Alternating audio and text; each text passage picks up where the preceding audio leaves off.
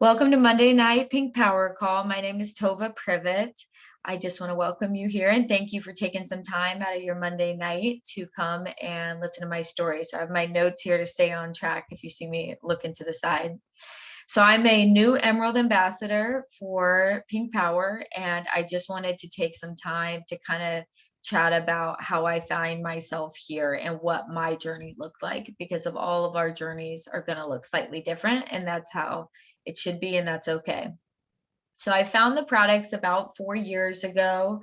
My friend from church, she started these new products and mentioned them in a Bible study. And I'd been looking for a better vitamin, a better probiotic. And I figured, why not support my friend instead of Target or Amazon? So I really started there. I didn't have really high hopes for anything or massive goals. I was just looking for a good, strong foundation for those. My traditional background is emergency medicine. I'm a critical care flight paramedic and have worked in emergency medicine for 20 years. And so I can definitely be a little skeptical sometimes when it comes to people making claims about things that are going to make them feel better. Especially, I used to not be so into homeopathic things like I am now.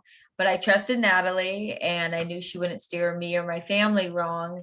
And so I decided to try them out.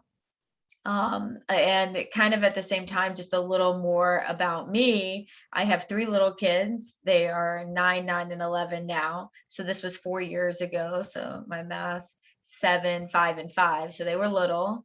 And my husband's in the Army, Special Forces. So that means he's gone a lot. And when I started the vitamins, it just happened to coincide with another deployment. So a few months in, I started feeling a lot better on many fronts and had less sleep and less help. And I remember calling her being like, this can't just be supplements, can it? And she assured me that it was. So that's what really kicked started my belief. And I was a super happy customer for a year.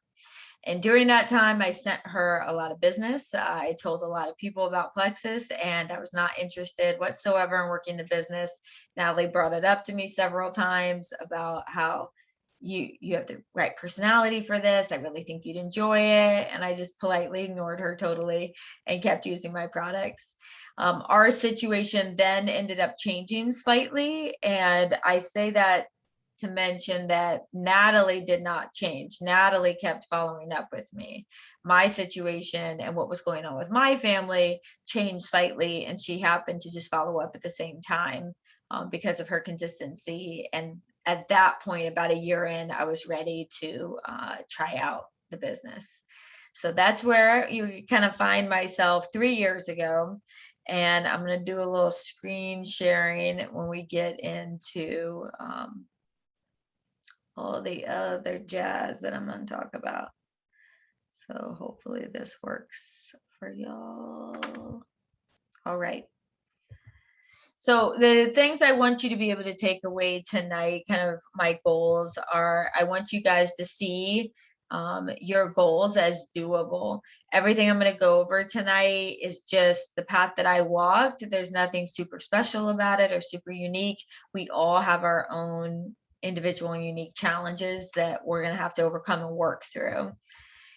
To use a Christina term, it's figure outable. This is something you have to decide early on that no matter where I find myself, we're going to figure it out. Some problems will be easier to solve than others, but I will have a sense of together with my team, my upline, we'll figure this out. And being confident, and I encourage you to find confidence in that you wouldn't be here unless there was a reason, and specifically on this team. And we've had many, many people walk this journey before you successfully. So be confident in the fact that we can guide you there. Okay, so to start, kind of what my logistical path to Emerald looked like, I always enjoy seeing where people's points played out and what the timelines were. And that's not to say there's a right way. Some people go really fast, some people go a little more steady, but just for perspective. But before I really jumped into the business, I kind of mentioned already that Natalie um, coincided, she crossed with my path. And we had with her follow-up, crossed my path when I was ready. So my family unexpectedly had to move to Kansas for a year for a course my husband had to take. And because I was out there, I couldn't work as many shifts. So we needed, our income had changed slightly since I wasn't working as much. And I had prayed specifically for something that would bring more income into the family and not take me away from the family any more than I already was. Plexus never entered my mind. And 24 hours later, Natalie followed up with me after she had had a promotion. So we met, and I really kind of got my questions answered and brainstormed with her and said, listen, if I'm going to do something, I'm going to do it all the way. And I'm going to make the mental commitment now that I understand this is a new skill set and there's a learning curve for sure. But I was in it for the long haul. I wasn't in it to see, I'm going to try this for 3 or 6 months and see if I like it. I knew I wouldn't have honed the skills by then. And I believed what she was saying. And I knew that would take some time. If you want to see kind of what my rank looked like, I would say I was a slow and steady grower. It took me 4 months to go silver. So some people are like, in 4 days or 4 hours, I went silver. That wasn't me. And that was okay. I don't have a memory of being super frustrated or discouraged with that. This was a new thing to me, and I was learning a lot of stuff, and I just continued to share and had people, and she had told me it's a 90 to 120 day turnaround from your actions to your results sometimes. So I was kind of prepped for that expectation management. Senior silver wasn't a technical rank back then, but for points perspective, I was about 7 months from when I decided to start the business to when I hit that. And then I kind of had a big spurt of growth and went to my gold rank in 8 months. That was our iPad challenge month, if you guys remember that.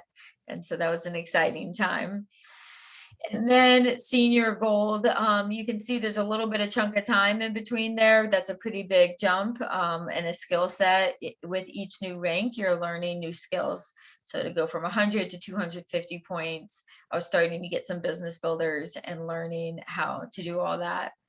Also in there, we moved again between gold and senior gold. We moved back from Kansas to North Carolina. So that was a big life change. And in there, I want to mention that I went to convention.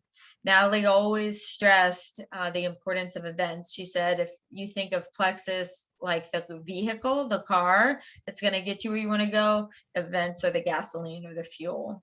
And so you really need both of them together to be able to build your belief and maintain your belief and get to where your vision is. So I find myself coming up on Ruby 21 months in, and right around Ruby timeframe, headed that way was when COVID began to explode right between Ruby and yeah, that was right around then. So you can see that a lot of businesses in the world, obviously, that we thought were rock solid businesses weren't that way when the world shut down. And as far as I know, all of our businesses continue to grow and expand, and mine definitely did. You can see I had a big jump from Ruby to Senior Ruby in 3 months there. So last Halloween, I hit Senior Ruby, and that was 2 years into my business. And I felt really good about that and was comfortable with, again, just my steady growth. And then I hit Emerald about, what is that, 2 months ago, something like that, July 31st. So barely slid in for the Mexico trip, which was awesome. And and found myself there. So I'm hitting my 3-year mark right now in Plexus. Something else to kind of throw back to that decision-making process that I've always found interesting is, if you want to compare to what people think and find acceptable in our society, it's totally acceptable for people to, after high school, to plan to go to 2, 4, 6, 8 years of school, to go into tons and tons of debt, 50,000 to 200, 300K of debt, depending on your grad school, with the hope and probability that you'll get a job one day that hopefully will pay good enough to pay off those loans, and that you enjoy. That's a pretty big step in faith, to give up years of your life, to not make money, to spend a lot of money. I kind of see that as kind of a high risk situation, but that's what people do. And it's not frowned upon. It's not looked at weird. That's just what people do. And so don't let society's norms get in your head, because I think it's a lot better deal to, put almost no money down, that we don't have to really worry about an investment upfront with our business. And we're pretty much guaranteed a return on our investment if you do what our successful people have done. So it's slow and steady. And I definitely had some obstacles versus opportunities. So I had some challenges, let's put it like that. And I could choose to see these things as an opportunity to work through, or an obstacle to get upset about and use as an excuse. I don't put any of this up there for you to feel sorry or sad for me, or man, that's so impressive, I can't believe she did that. If you ask any of the Jules on this call, they could write down a list just like this or bigger of their challenges and things that they had to work through. We moved twice. I flew back and forth between 2 states for a year to maintain my other job. I kept working my 12s and 24-hour shifts. Obviously, a global pandemic happened, my normal wife and mom life, and then toss in there an 8-month combat deployment from when I went from Senior Ruby to Emerald. He got home right before I went to Emerald. I decided back when Natalie and I first talked to work this business, I made my decision then. If I waited until these things came up to decide, like, I don't know, can I do this, or is this workable? Like, when you're in the midst of challenges, if that decision is pending, the answer is not going to turn out good. So you have to decide ahead of time. It's doable, it's figure outable. I'm confident that we can make it through these things together. It's not always super fun, not always super easy, but you can work through it. Other people have before you. All right, so that's kind of the logistics of my Emerald path. And then I looked back over the past 3 years and kind of wanted to see what was the undercurrent, what were consistent themes that I saw. And there's a few points that I've taken away by kind of looking back at my journey, and I want to cover those with you. None of these should seem super, I'm sure you've heard these before, but they're worth saying because they're the things that the successful people consistently do. So number one, I believed in my upline. She told me she saw traits in me that other successful people had, and she knew I would be good at this and knew I would be successful. So I made a decision early on to believe her. So what I was not wishy-washy, back and forth. I don't know if I can do this. I decided you're either going to believe somebody who believes in you or you're not. I believed in God's timing. I've always felt very strong that this is where I'm supposed to be at this company, at this place, at this time. So I encourage you to always pray about that and find comfort in that, that things will come together in God's timing here. And I had prayed for an opportunity and he answered loud and clear with it. And I wasn't looking to naysayers or people in my community is this a good idea? Do you think I'm in the right place? I didn't do that. I decided for myself and was careful who I listened to. Trust your past timing. Everybody's timing is not the same. It's not meant to be. I said that at the beginning. And you just need to put your blinders on and put the work in. And now you got to be careful here. You can easily slip into using it as an excuse with, if you're pulling back from your business, my timing's just a little slower. I'm just a slower grower. No, your timing, I mean, by consistently putting in the work, things will play out when they're supposed to. Don't get too dead set on your path looking like someone else's path. It will look like your path, but don't use any of these kind of as an excuse. So those were things I saw at the beginning that set me up for success.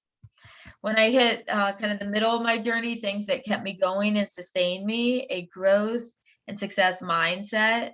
So this is more towards your vision. You have to have long-term vision where you're headed, and I'm headed to Diamond, and that's what I focused on. Um, no matter what, that's where I was headed. So you can't let things like the daily nuances affect your vision. Your numbers are going to go up and down. People are going to come. You're going to have really good weeks and months, not so good weeks and months. If you let the ups and downs and ebbs and flows of your business affect your vision, that's going to be really exhausting, and you're not going to be steady for the long term. So I say that for your vision, stay long term. But then I also say, stay short sighted when you're talking about reaching a specific goal. So I encourage you guys, you can work through the logistics of this with your upline, but to work backwards from big goals to make them manageable. So vision is long term, but acute growth management is short term with bite-sized goals. So don't let things overwhelm you. I refuse to get overwhelmed. And if I felt that way, I just continued to get more organized and broke them apart into bite-sized pieces. And that can look anything like, I want a 100-point gain this month. We get 40% or 60% of our points in the last week. So that means I want 40 points by the time I hit the 21st, 22nd of the month, something like that. And what's that gonna work out to? If you get if you sign 10 people for 100 that you talk to, or 5 or 6, work those numbers out. And if it's not just you, it's your team with you, divide it up, get it all the way out to what you're supposed to be doing each day. And to be honest, if you don't want to do the math, it almost always comes out to your IPA, just doing 3 and 3 a day, following up cold messages and posts. So that is an equation that wasn't pulled out of thin air. It works for a reason. So I kept my belief full, and that's going to look slightly different for everyone. Natalie always says belief leaks. So I like that saying. What I chose to do is watch Diamond documentaries and read books that were tied to what a lot of my motivators were. So my vision long term is being a diamond, but you have to have your why tied into that. And then everybody's why looks slightly different. And a lot of the things I want are financial success and freedom for my family. And so I enjoy finance books and things like Millionaire by Halftime and books about the business. So you got to figure out what makes you feel full and excited to work your business. And that's important to know, because there's going to be times when you might not feel as excited, and you need to reach out and fill up some of that belief. So don't let that be your rate limiting step. So throughout the journey, kind of in all my phases, from beginning, middle to where I find myself now, I'd say consistency is a really big one. And I was able to stay strong with that. Natalie always says you want someone who's rock solid versus a rock star. Rock stars are a lot of fun, but I want somebody who's going to be rock solid for the long term, who's in it to understands this takes time, understands I can't come and go from my business. Guys, coming and going from your business is so much more work than you need to do. So I encourage you to make small attainable goals that you can keep up with every single day, and know that they're going to add up. It's going to be exponential. You can't let your numbers and your people dictate how you're going to be consistent. That when you have signs and when you have special deals and new products, you get super excited and stay more consistent. And then in the other months, you're not as consistent because it's a little more boring. You can't do stuff like that. Okay, embrace the process, understand where you're headed and why we're working there. So this is one I see people get bogged down sometimes with looking at, especially when they've been doing it a little while, with hour to dollar ratio. And you guys, that's natural to think that way because that's what our world has kind of trained us in. You go and work for this many hours and you get paid for working that many hours. You can't think of Flexus that way when you're starting out. If you think of it as a pyramid in the sense of there's a few diamonds and sapphires, and the most that rank is silver. You're putting in hours for the pay at the top. You're putting in those hours when you're in the lower ranks. You put them in at the higher ranks too, but you're building the foundation to your business. So understand why you're doing those things, why you're working those hours and being consistent. It's not for the here and now. That paycheck is nice, but that's not why you're doing it. You're doing it for the goals that you're chasing. And you got to be clear on those in order to continue to motivate you. Trust yourself. This is a big one. Emily spoke to this once. I want you guys to not underestimate violating your own trust. And this comes about in lots of little ways in your life. If you say you're gonna get up at a certain time, if you say you're gonna work out, if you want your mindset to be in such a way that you're going to be able to self-talk with, I can make my goals, I'm a successful ambassador, I'm an emerald ambassador, I'm a diamond ambassador, I'm going to make these points. You can train your mind absolutely to believe you, and there's books on that we can tell you. But if you're constantly violating things that you've told yourself, you're in essence going to confuse your mind. So set small attainable goals that you can keep, and constantly building trust and faith in yourself, so it makes sense to your brain when you're talking about making your goals, which you can absolutely do. And then copy success. This is the most important one. Look at successful people, pick a few of them, a few of your favorites, and just get in line with their shadow and just copy them. Okay, we like that at this team. I can't speak for other teams, but we want you to copy us. We don't mind you using our posts. We don't mind you doing similar events. That's what we want you to do, because guess what? I learned those from someone who went before me and they were successful. Be careful who you're taking advice from. So would you take marriage advice from someone who's on their third marriage, or financial advice from someone who just declared bankruptcy? So make sure you're sourcing in the right area, and your upline, obviously, but it's good to have a few, I think, jewels that you really admire to mimic and follow. All right. So big takeaways, trusting your ability to prepare for this, trusting that you're in the right place at the right time and that you yourself can do it. One thing I want to say about prep, we're in the middle of football season now, and I think this is a good analogy. So you got to think about an NFL team. It's got the best players in the world, you could say, for that sport. And they're put on a really good team, and they're put with a really good coach, and they're all paid millions of dollars. They're so good. So why don't they just say, you guys know what you're doing. You guys have the most beautiful stadium, the best equipment, the best players and team members. You'll just go out there, and I think it's going to come together. The circumstances are right. The atmosphere is right. It's going to be organic, and the plays are just going to come together. Okay. That sounds insane. They plan ahead of time. They look at other teams who are successful currently and in the past, and they study them, and they watch what they do. Then they write down what they do. Then they get together and talk about what they did. Then they go out there and practice it. And then they also, as they're playing all these things, these plays that they've talked about, studied, and planned for, they're constantly reanalyzing, hey, do we need to tweak this? Hey, do we need to tweak that? And that's how they find success. So I encourage you, and they listen to their coaches, by the way. They're coachable, or they get taken out. But I encourage you to keep that kind of mindset of, we're on a team.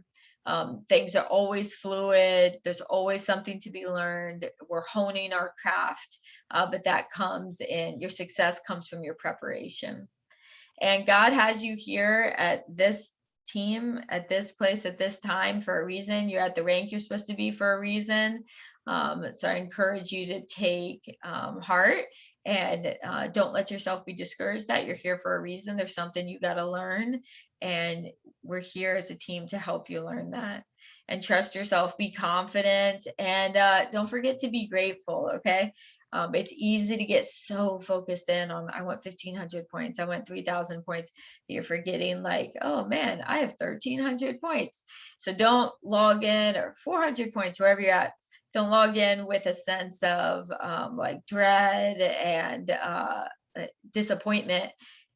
The rank you're at, somebody is praying to be at, and you once prayed to be at. So I encourage you to consider your mindset when you approach your business every day. So head down, push forward, work hard, do the things that the successful people are doing. And I don't want to do a news share. I want to stop sharing. And I know all of you guys are quite capable of succeeding, like I have, and like many other Jules have. And so that's my story, and I'm sticking to it.